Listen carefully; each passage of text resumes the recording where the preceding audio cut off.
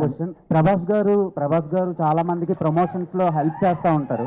So మీరు కూడా రాజసాబ్ టైంలో ఒక ఇంటర్వ్యూ హోస్ట్ చేశారు.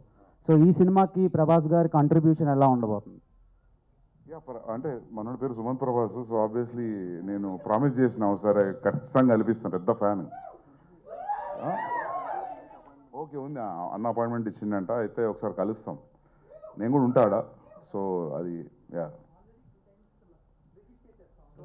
యా మర్చిపోయినా. యా అంటే మామూలుగా ఎట్లుంటుందంటే పెద్ద హీరోలకి మా ట్రైలర్ రిలీజ్ చేయండి, మా టీజర్ రిలీజ్ చేయండి అడుగుతుంటారు.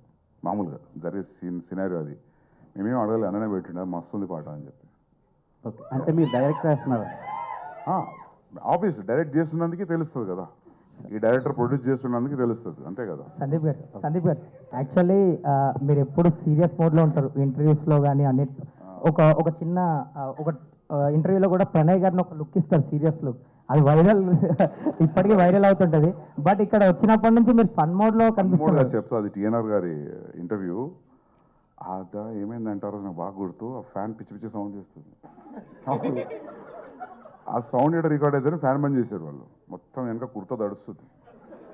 ఆ చికాకులు నా చికాకులు ఇట్లా చూసేసరికి మీకు ఏదో అనిపించింది, అందులో ఏం లేదు. మేబీ అది ఇప్పటికీ అంటే చాలా మెయిన్స్ లో గట్రా కనిపిస్తుంటాయి. అన్నింటి నాకు మస్తు భయం ఉంది, నాకంటే పెద్ద అట్లాంటిది ఏం లేదు.